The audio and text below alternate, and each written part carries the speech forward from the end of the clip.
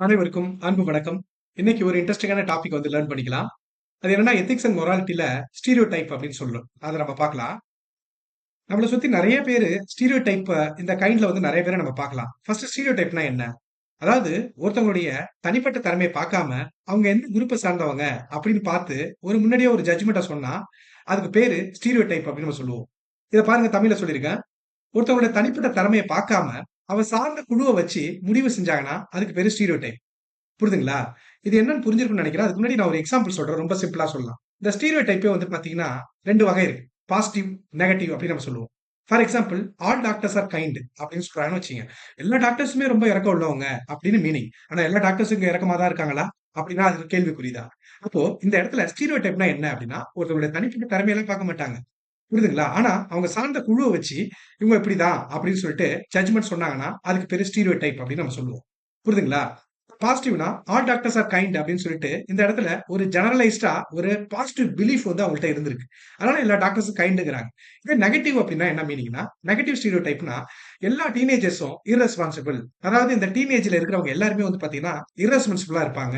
அவங்களுக்கு வந்து பாத்தீங்கன்னா ரெஸ்பான்சிபிலிட்டினா என்னன்னே தெரியாது. இரஸ்பான்சிபிளா இருப்பாங்க அப்படின்னா இது ஒரு நெகட்டிவ் ஸ்டீரியோ டைப். இப்போ இப்படி என்னென்னலாம் வந்து ஸ்டீரியோ டைப் இருக்குன்னு பாருங்க. ஃபார் எக்ஸாம்பிள் பாருங்க. அதுக்கப்புறம் நான் இதுல எப்படி எப்படிலாம் கொஸ்டின் கேட்பாங்க அப்படிங்கிறதையும் நான் குயிக்கா சொல்லிடுறேன். எல்லாமே வந்து 5 நிமிஷம் வீடியோ தான். சோ கிளியரா கேளுங்க. இப்போ ஜெண்டர வச்சு ஒரு ஸ்டீரியோ டைப் சொல்லுங்க அப்படின்னு கேட்டீங்கன்னா, இப்ப பொதுவா சொல்லுவாங்க. எல்லா பெண்களுக்கும் வண்டி ஓட்ட தெரியாது அப்படின்னு சொல்லுவாங்க. இந்த இடத்துல இந்த டிரைவிங் அபிலிட்டி அப்படிங்கிறது இண்டிவிஜுவல பொறுத்து தான் இருக்கு. ஆண், பெண் அப்படிங்கிறது கிடையாது. இப்போ எல்லா பெண்களுக்கும் வண்டி ஓட்ட தெரியாது அப்படின்னு சொன்னா அது ஒரு ஸ்டீரியோ டைப். இப்ப பாருங்க, ப்ரொஃபஷன் வச்சு சொல்றேன். எல்லா பொலிட்டீஷியனுமே ஊழல்வாதிகள். எல்லா அரசியல்வாதிகளும் ஊழல் செய்வாங்க அப்படின்னா இது சரி கிடையாது. எல்லா அரசியல்வாதியும் ஊழல் செய்யறதெல்லாம் கிடையாது. அதனால இப்படி எல்லா பொலிட்டீஷியனும் பொத்தாம் பொதுவா இது வந்து எல்லாருமே கரப்ட் பண்ணுவாங்க அப்படின்னா இது ஒரு ஸ்டீரியோடைப்.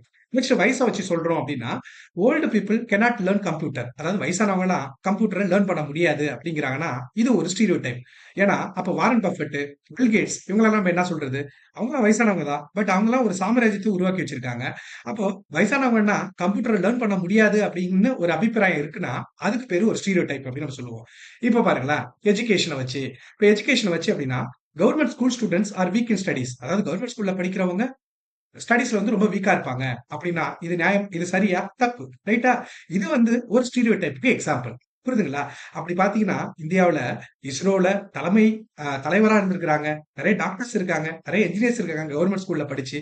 அதனால இப்படி ஒரு எஜுகேஷனை பொறுத்து சொல்றாங்கன்னு வச்சுங்க. கவர்மெண்ட் ஸ்கூல் ஸ்டூடெண்ட்லாம் ஸ்டடீஸ்ல வீக் அப்படிங்கிறாங்கன்னா இது ஒரு ஸ்டீரியோ டைப்புக்கு ஆகச்சிறந்த எக்ஸாம்பிள்.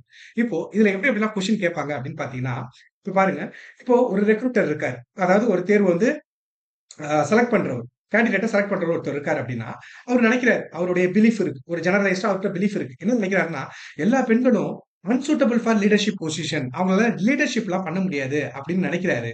அவருடைய இண்டிவிஜுவல் குவாலிட்டி, இண்டிவிஜுவல் கேண்டிடேட்ட வந்து பாத்தீங்கன்னா எவாலுவேட் பண்ணாம, அவர் நினைக்கிறாரு, எல்லா பெண்களுக்கும் இந்த லீடர்ஷிப் பொசிஷன்லாம் தெரியாது. அன்சூட்டபிளா இருப்பாங்க அப்படின்னு நினைக்கிறாருன்னா, இது என்னன்னு கேட்பாங்க. இது ஒரு ஸ்டீரியோடைப்.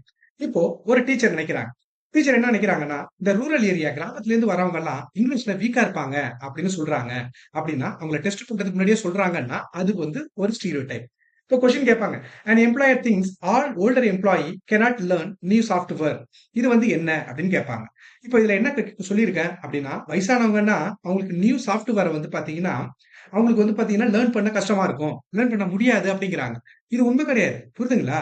அப்ப இத தான் என்னன்னு சொல்லுவோம்னு கேட்டீங்கன்னா, ஸ்டீரியோ டைப் அப்படின்னு நம்ம சொல்லுவோம். ஸ்டீரியோ டைப் அப்படின்னு நம்ம சொல்லுவோம். இப்போ ஸ்டீரியோ டைப்னா என்ன? ஃபைனலா தெளிவா சொல்லுங்க அப்படின்னு கேட்டீங்கன்னா, ஸ்டீரியோ டைப் அப்படிங்கிறது அவங்களுடைய ஒருத்தவங்களுடைய தனிப்பட்ட திறமைய பார்க்காம, ஒருத்தவங்களுடைய தனிப்பட்ட குணங்கள பார்க்காம, அவங்க எந்த குழுவ சார்ந்திருக்காங்க, எந்த குரூப்ப வந்து சார்ந்திருக்கிறாங்க, அத வச்சு ஒரு பொதுவா கருத்து உருவாக்குறாங்கல்ல, அதுக்கு பேரு தான் ஸ்டீரியோ டைப். ஸ்டீரியோ டைப் அப்படிங்கிறது ஒரு தனிப்பட்ட நபரின் தனிப்பட்ட குணங்கள பார்க்க மாட்டாங்க. அவர் சார்ந்திருக்கும் குழுவ வச்சு பொதுவா ஒரு கருத்து உருவாக்குறது. ஃபார் எக்ஸாம்பிள், ஒரு சாதிய தலைவர் இருக்காருன்னா, அவரு என்ன பேசுறாருன்னு பார்க்க மாட்டாங்க. இந்த குரூப்னா இப்படிதான் இருக்கும். இப்போ ஒரு மதம் இருக்கு அப்படின்னா, இந்த மதமா இப்படிதான் இருக்கும் அப்படின்னு சொல்லிட்டு, அவங்களுடைய தனிப்பட்ட குணங்கள பார்க்காம, அவங்க சார்ந்து இருக்கக்கூடிய குழுவ வச்சு ஒரு பொதுவான கருத்த உருவாக்குறாங்கல்ல, அதுதான் ஸ்டீரியோடைப் அப்படின்னு சொல்லுவோம். இது வந்து உண்மைய வந்து அடிப்படையா கொண்டது அல்ல. புரியுதுங்களா? இது வந்து உண்மைய பேஸ் பண்ணி இருக்காது. இது வந்து ஒரு அசம்ப்ஷன் தான்.